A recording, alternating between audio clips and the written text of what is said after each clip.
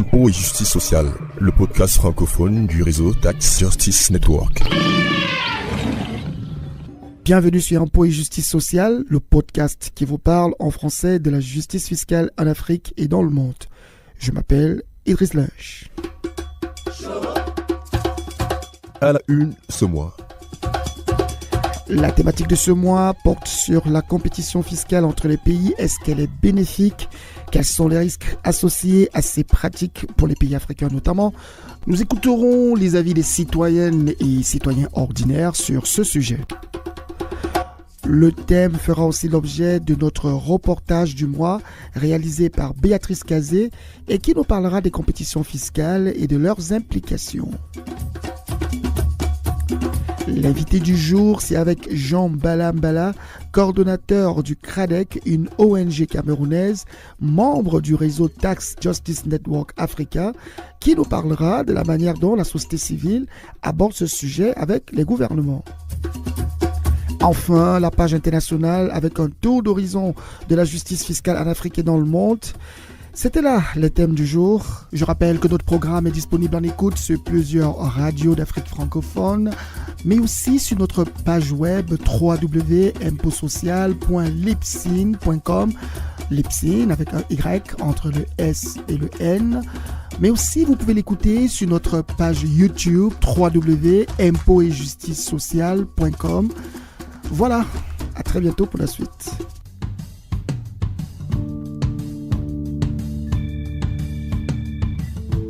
Bienvenue une fois de plus dans ce podcast qui parle de fiscalité et de justice sociale. On parlera d'un sujet qui n'est pas très présent au sein des opinions publiques en Afrique. C'est celui de la compétition fiscale entre les pays. De nombreux pays de la région se sont mis à l'idée que pour améliorer leur bien-être, il faudrait réduire les impôts pour attirer les investisseurs. Mais là, il faut faire un bilan, il faut savoir si toutes ces choses-là ont marché tel que c'était prévu par les leaders politiques et économiques du continent. Nous avons écouté sur ce sujet des citoyennes et citoyens de Yaoundé, la capitale du Cameroun. Déjà, le premier problème, c'est que pour plusieurs d'entre eux, le phénomène de compétition fiscale n'est même pas très connu, alors qu'il est accordé par les parlements qu'ils ont votés. Honnêtement, je ne le savais pas. Je n'étais pas au courant de cette façon de faire. Simplement, je pensais que l'agence chargée de la promotion et des investissements du Cameroun faisait son travail de la belle façon, c'est-à-dire qu'elle vendait notre pays à sa juste valeur. Donc, que ce soit ce procédé-là, on vend notre pays en fait au rabais. Ça m'étonne, franchement, honnêtement. Je le savais, mais simplement, c'est pas assez vulgarisé. C'est-à-dire qu'on ne fait pas un effort d'amener les Camerounais à maîtriser exactement de quoi il s'agit, de quoi il est question. On peut vous dire un certain nombre de choses, ça reste juste un slogan, mais maintenant il faudrait bien qu'on puisse maîtriser et puis l'applicabilité, bon, mais c'est pas très évident. J'ai eu vent de ce que il y a un ensemble de mesures fiscales qui ont été mises en place dans la loi de finances pour inciter les investisseurs étrangers à s'installer au Cameroun. L'idée que je me fais de cela, c'est que ça pourrait être perçu comme une bonne chose, surtout si c'est dans un secteur qui permettent de développer certains secteurs un peu compétitifs du tissu des investissements camerounais.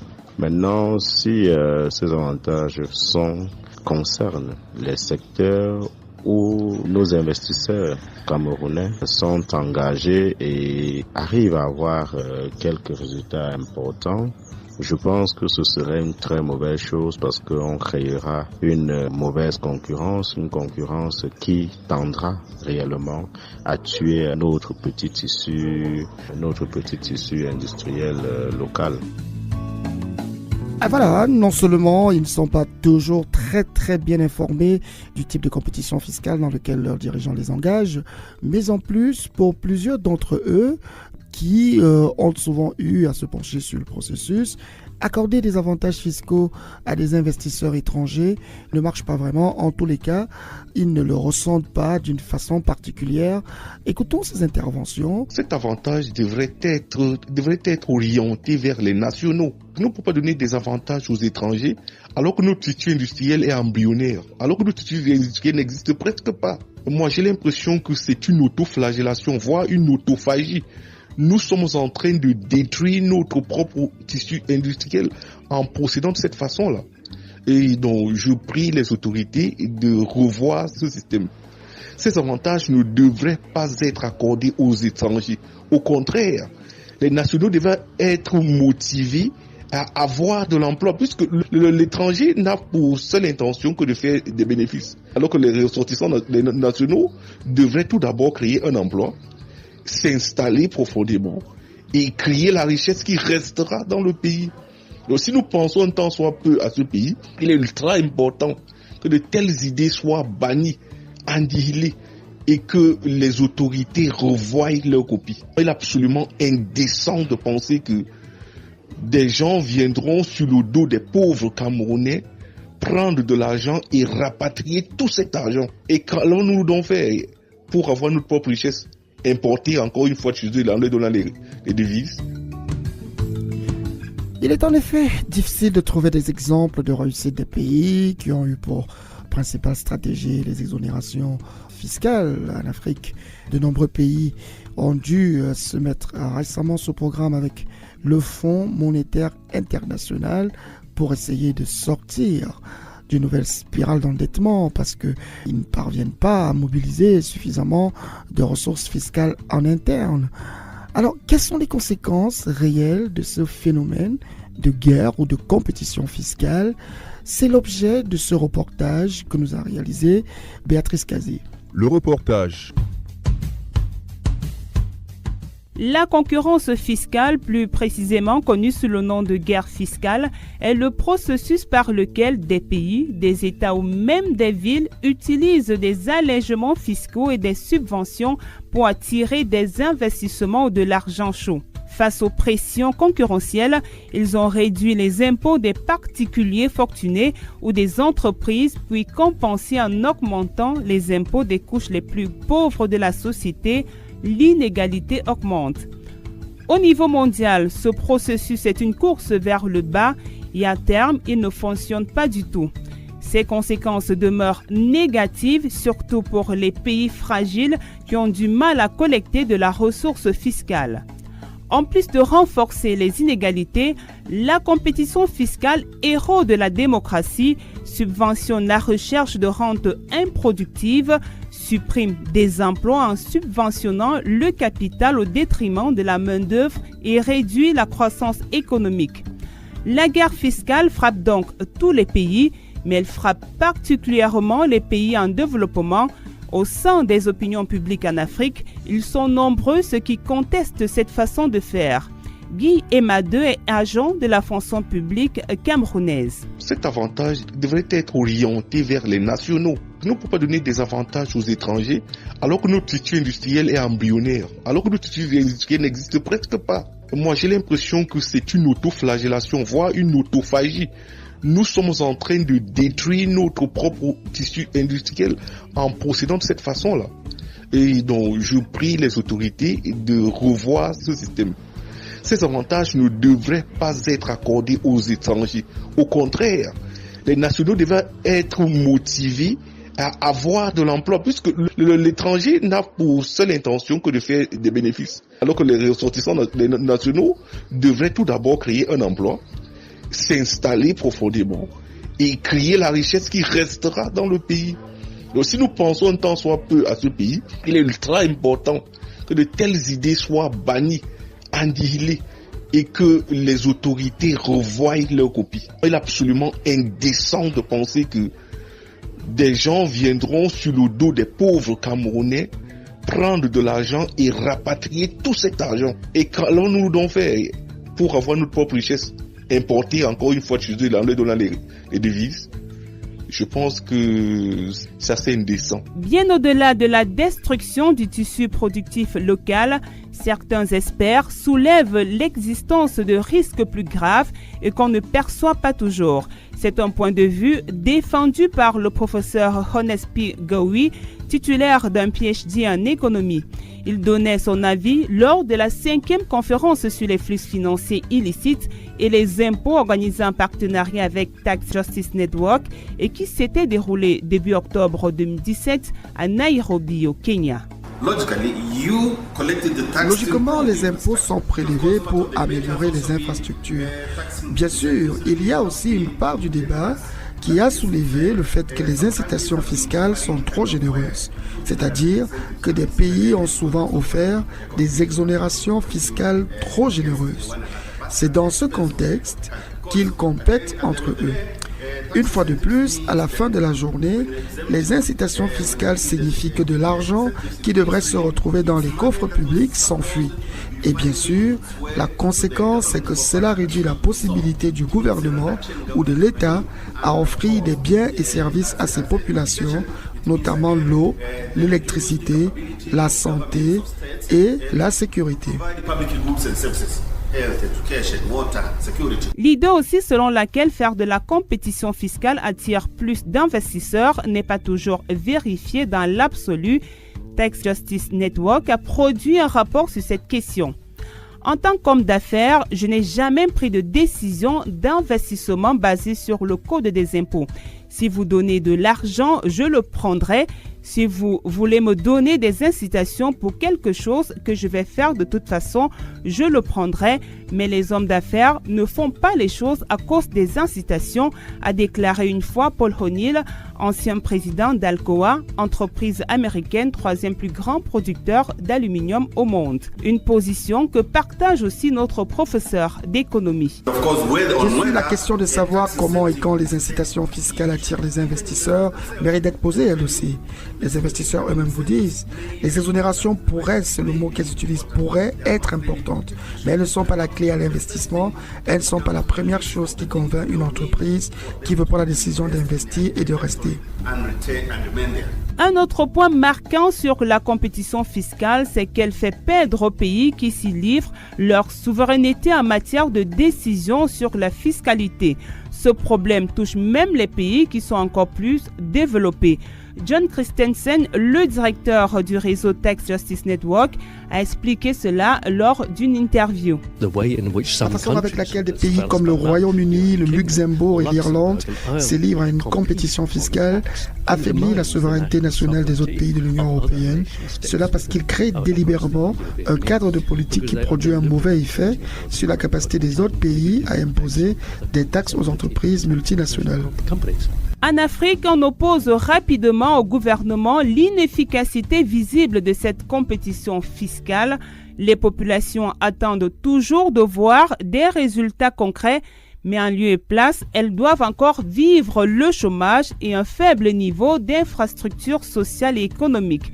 Duplex Kwenzop est le secrétaire exécutif de l'ONG camerounaise Dynamique mondiale des jeunes. Lorsque nous regardons à notre environnement et qu'on voit la faible création de l'emploi et qu'on voit le niveau des populations se dégrader, l'on peut bien s'étonner que les incitations ne favorisent pas toujours la mise en place de ces possibilités, de ces capitaux pour la création. En ce sens, donc, nous pouvons réellement affirmer que les effets des incitations fiscales ne sont pas ressentis au sein des populations parce que leur pouvoir d'achat reste encore faible. Il est clair que ces incitations fiscales ne sont pas toujours véritablement suivies. Lorsqu'on nous parle d'une incitation fiscale, par exemple pour des investissements ou des réinvestissements, l'on devrait pouvoir faire un suivi et se rassurer que c'est effectif. Dès lors qu'on n'a pas ce suivi, il est difficile d'évaluer l'impact de telles mesures incitatives. Par conséquent, les pertes budgétaires sont donc autant de poches de pertes de ressources qui auraient permis des investissements dans des secteurs productifs. Merci Béatrice Cazé, super reportage riche d'enseignements.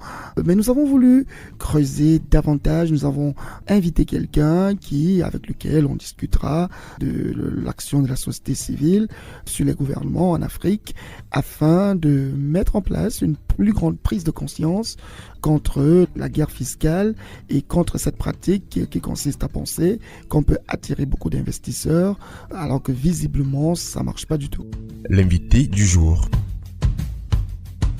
Notre tout premier invité, et pas des moindres, c'est Jean Bala Bala. Il est Executive Director du Centre régional africain pour le développement endogène et communautaire. C'est une ONG camerounaise qui est membre du réseau Tax Justice Network Africa. Jean Bala Bala, bonjour. Bonjour Idriss. On va parler de compétition fiscale, hein. C'est finalement comme un gros serpent de mer. Mais avant qu'on y arrive, le CRADEC a beaucoup travaillé sur les questions de fiscalité. Pourquoi finalement il est si important de mobiliser l'impôt? C'est quoi l'impôt et quel est son rôle fondamental pour le développement d'un pays? Alors, il faut dire que l'impôt est assis sur la loi fondamentale d'un pays, qui est la Constitution, qui dit bien que, en ce qui concerne le Cameroun et bien d'autres États, chaque citoyen doit participer aux charges publiques de l'État à capacité de ses capacités contributives, en fonction de ses capacités contributives. Ce qui veut dire que chaque citoyen qui attend de l'État le service régalien qui est la fourniture d'eau, l'éducation, la santé, doit penser que l'État doit pouvoir avoir ce service-là grâce à sa contribution à travers l'impôt. Donc l'impôt est ici la contribution qu'un citoyen met dans le budget national pour que l'État puisse réaliser les services de base dont les populations ont besoin. Il faut dire que quand on a dit impôt, c'est un élément du budget. Et quand on a dit service public, le service public n'est pas financé par l'argent des individus personnels qui sont au pouvoir, ainsi de suite, mais il est financé par les contributions des citoyens que nous sommes. Donc l'impôt est une partie du financement du budget public que l'État doit utiliser pour la réalisation de ses objectifs de développement. Oui, mais finalement, pas seulement les citoyens, mais aussi des entreprises qui viennent s'installer dans le pays. Et puis, il faut dire que voilà. Oui, tout à fait. Là, tu fais intervenir une notion qui est celle de contribuable, c'est-à-dire que tous ceux qui sont actifs sur le plan économique, social, deviennent des contribuables et c'est ces contribuables-là qui participent au financement du budget à travers les impôts et les taxes. Alors, au niveau du CRADEC, qui est votre organisation et d'ailleurs qui a fait beaucoup de travaux pour Tax Justice Network, on réalise que à la fin, tout le monde finalement ne paye pas l'impôt. Au nom d'une compétition fiscale, les États accordent parfois des exonérations, pas parfois, beaucoup d'exonérations, ma foi, en Afrique francophone, en Afrique anglophone. Vous qui discutez avec les pouvoirs publics, alors qu'est-ce qu'elle vous explique comme argumentaire pour laquelle elle prive finalement les populations du pouvoir, des moyens pour pouvoir améliorer leur cadre de vie, ou alors elles font peser uniquement sur les populations locales le paiement de l'impôt qui finalement profite à tous? Alors, comme je l'ai dit tout à l'heure, les contribuables, on peut les définir de plusieurs catégories. Vous avez mentionné tout à l'heure les multinationales dans la première partie de votre question. En réalité, les multinationales sont des investisseurs qui viennent en Afrique ou au Cameroun pour s'installer dans le tissu économique national ou régional ou sous-régional. Et en ce sens-là, les États ont toujours le souci de présenter ce que je veux appeler, disons que leur côté attractivité.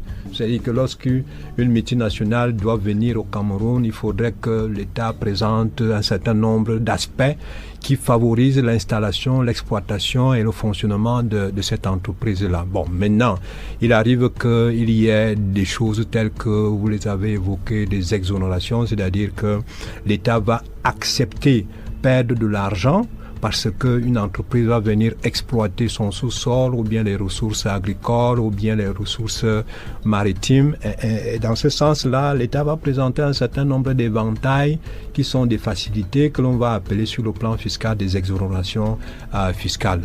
Bon, maintenant, il faut dire que c'est très difficile parfois pour les États de manière à pouvoir jouer cet équilibre en même temps qu'il faut attirer des investisseurs étrangers qui peuvent être les multinationales, des investisseurs en tant que tels, et en même temps qu'il veut aussi présenter son souci ou son intérêt de recueillir à travers cet investissement un certain niveau d'impôts ou de taxes. Donc il y a cet équilibre-là. Oui, mais au-delà de l'équilibre, on s'est rendu compte, notamment dans le cadre de la vision minière africaine, qu'il y a toujours eu, et d'ailleurs vous avez participé à des travaux dessus à Addis Abeba, je pense l'année dernière, où on disait, mais voilà, ma foi, pourquoi est-ce qu'on accorde des avantages fiscaux aux entreprises du secteur minier alors que l'investissement c'est prendre un risque, et que cette compétition a fragilisé les États qui finalement ne négocient pas dans les meilleurs termes. Est-ce que ça, c'est pas quelque chose qu'il faudrait pousser les gouvernements à arrêter pour protéger leurs économies? Oui, effectivement, c'est ce que nous disons aux États. En réalité, les multinationales ont très peu d'avantages d'ailleurs quand on leur offre des exonérations. Parce que vous allez vous rendre compte que dans certaines conditions, il n'y a pas d'exonération du tout, mais les multinationales vont s'installer parce qu'elles savent véritablement qu'il y a à gagner de toutes les façons. Absolument. Donc c'est ce que nous disons aux États en termes de... Les exonérations sont, disons, quelque chose de légalement et techniquement faisable. Mais en réalité, si vous faites des exonérations et vous ne les contrôlez pas, vous ne les suivez pas, vous perdez complètement votre avantage.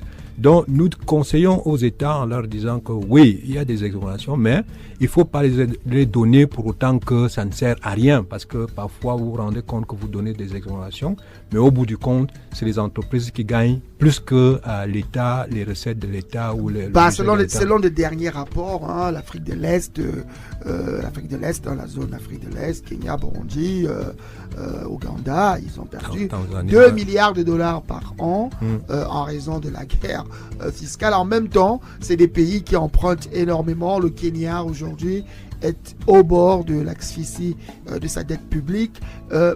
Au final, est-ce qu'il ne faudrait pas, vous de votre point de vue, est-ce que pour le développement endogène, je parle bien endogène des populations, est-ce qu'il ne faudrait pas finalement qu'on mette un terme à ces exonérations fiscales, même si les entreprises ne viennent pas, ça permettra au moins qu'on ait une impulsion qui vient de l'intérieur du pays? Oui, c'est ce que nous sommes en train de dire aux États, et comme vous le dites, même si les entreprises ne viennent pas, mais on finit par se rendre compte qu'elles viennent toujours. Voilà. C'est-à-dire qu'à l'expérience, les exonérations ne sont pas accordées, mais les entreprises viennent toujours. Absolument. Et on doit pouvoir dire qu'ici, il y a probablement un problème de capacité en termes de négociation en ce qui concerne les administrations africaines, que ce soit en Afrique de l'Ouest, en Afrique de l'Est ou alors en Afrique centrale. Il y a un problème de négociation. Et à ce sens-là, comme je l'ai dit tantôt, il est démontré que en réalité, les exonérations fiscales ne sont pas quelque chose que les entreprises recherchent absolument parce que de toutes les façons, elles n'en ont pas, elles viennent toujours et elles font du bénéfice. Il n'y a peut-être pas qu'un problème de négociation. Le CRADEC a fait un très très bon rapport sur les exonérations fiscales dans le secteur pétrolier, qui avait d'ailleurs été présenté lors du lancement du réseau Tax Justice Network dans votre pays, au Cameroun. Tout à fait. On se souvient que le débat avait été très houleux et l'administration fiscale avait finalement compris que vous avez vu une action avec les parlementaires. Les parlementaires, vous semble-t-il, comprennent un peu le sens de ces arbitrages-là. Est-ce que ces parlementaires qui valident des lois de finances comprennent très bien là où on va et sont prêts à faire machine arrière?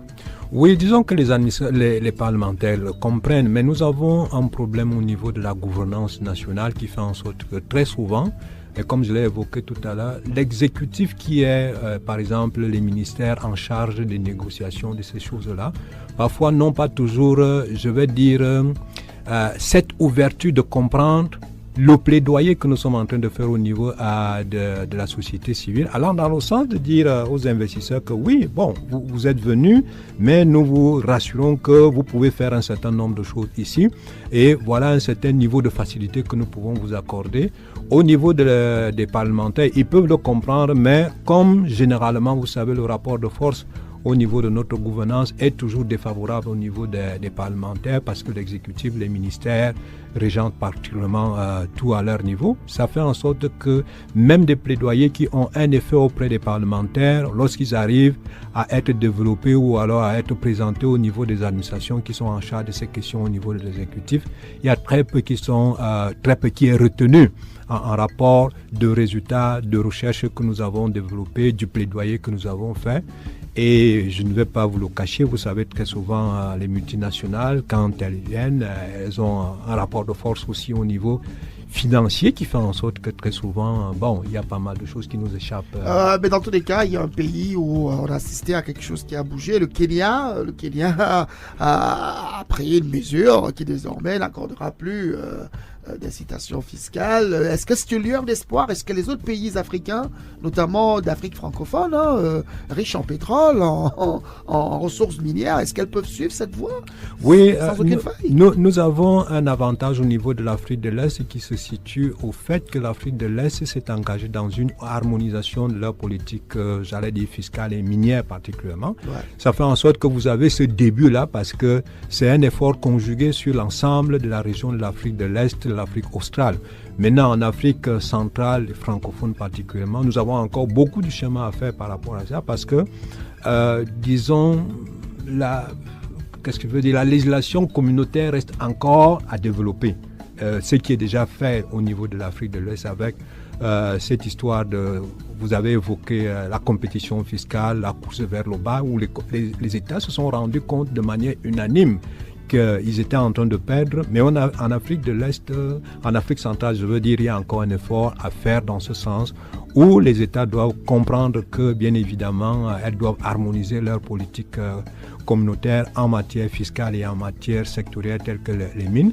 On peut évoquer à titre d'illustration le cas de la RDC, qui a complètement revu son code minier aujourd'hui en remettant un certain nombre de conventions ou d'accords sur la table au point que, bon, aujourd'hui on a une lueur d'espoir que beaucoup de pays en Afrique centrale peuvent regarder dans ce sens-là et aller dans la même direction. Il y a encore beaucoup de travail à faire au Niger, notamment le pays riche en uranium mais qui n'a presque pas d'électricité, la Côte d'Ivoire qui découvre le pétrole, le Sénégal. On espère vraiment que les choses vont vous être sur côté. Peut-être pour sortir de cet entretien, vous nous direz quelques mots finalement sur l'agenda de Tax Justice Network Africa au niveau justement de la bataille contre, pas la bataille pour, la bataille contre la compétition fiscale. Oui, aujourd'hui nous sommes particulièrement axés sur la thématique sur les flux financiers illicites parce que vous savez très bien que au-delà de ces exonérations, au-delà de tout ce dont on parle, il y a en fait c'est que on constate que l'Afrique saigne à partir des ressources minières, à partir de ces ressources du sous-sol, mais que financièrement, économiquement, l'Afrique saigne, elle perd beaucoup d'argent. Donc l'agenda aujourd'hui au niveau du continent africain, c'est travailler essentiellement sur les flux financiers illicites pour pouvoir les apprécier, pour pouvoir les suivre et pour pouvoir les contrecarrer à travers toutes les pratiques que l'on peut imaginer, que ce soit de la corruption, que ce soit la criminalité financière, ou alors dans l'exercice d'un certain nombre de couloirs tels que des fausses pratiques dans les transactions commerciales. Donc à ce niveau, au niveau continental, on est en train de travailler et les sous-régions qui sont l'Afrique de l'Est, l'Afrique centrale, l'Afrique de l'Ouest et aussi le Nord et l'Afrique australe, il y a des agendas qui sont développés là-dessus pour que on travaille dans le sens de la mise en œuvre des recommandations du rapport Mbeki, qui a véritablement démontré aux chefs d'État, de chefs d'État et de gouvernement que l'Afrique saigne, l'Afrique perd pratiquement près de 50 milliards de dollars annuellement en moyenne de ses économies et que c'est de l'argent qui pouvait aider à construire des écoles, à mettre des infrastructures routières en place, les centres de santé équipés, ainsi de suite. Donc c'est un agenda sur lequel nous travaillons aujourd'hui au Cameroun. on prend un morceau de cet agenda pour le développer au niveau national et pouvoir espérer aussi rayonner au niveau de la sous-région Afrique centrale. Oui, l'Afrique n'a finalement pas besoin de perdre encore plus d'argent en décidant elle-même via des compétitions fiscales très peu productives finalement. Le rapport Mbeki, vous parlez de ce rapport travaillé par un panel dirigé par l'ex-président sud-africain. Merci beaucoup Jean Balambala d'avoir accepté de venir échanger avec nous. Nous espérons très souvent vous accueillir sur ce podcast afin que vous puissiez apporter les nouveaux travaux qui sont faits dans le cadre de votre partition en tant que Tax Justice Network Africa, et nous espérons aussi pouvoir discuter avec tous vos collègues et vos experts. Merci beaucoup et bonne fin de journée.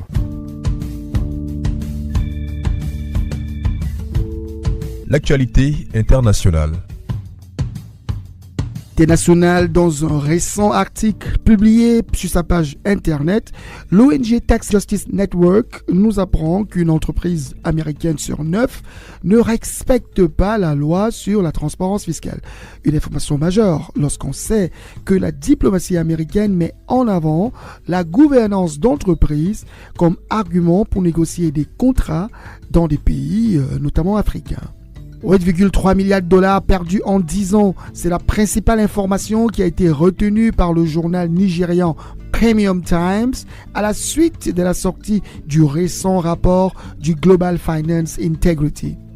Pour l'agence Ecofin, ce sont 20,3 millions de dollars qui sont sortis chaque jour de l'Afrique subsaharienne sur la période de 10 ans, sur la base aussi des informations données par le Global Finance Integrity. Enfin, l'ONG Transparency International a une fois de plus sorti son rapport sur la perception de la corruption d'Afrique. Est toujours mal classé comme d'habitude, mais le document n'aborde pas la question des complices de cette corruption, un travail qui a été fait par Tax Justice Network et qui met en avant le classement des premiers pays complices ou resellers des produits de la corruption.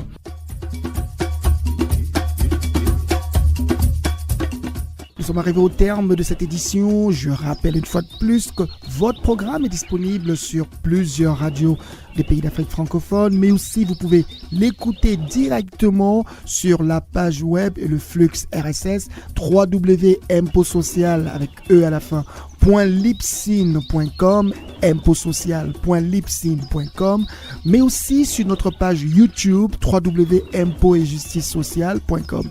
Aussi, vous pouvez nous suivre, notamment nos activités, sur la page Facebook Impôts et Justice Sociale ou sur notre compte Twitter, #Impôts Social. N'hésitez pas aussi à nous écrire sur notre adresse email impôtetjusticesocial@outlook.fr, soit pour avoir une copie de l'émission, soit pour nous communiquer vos avis. Merci et à la très prochaine pour une autre édition de notre magazine.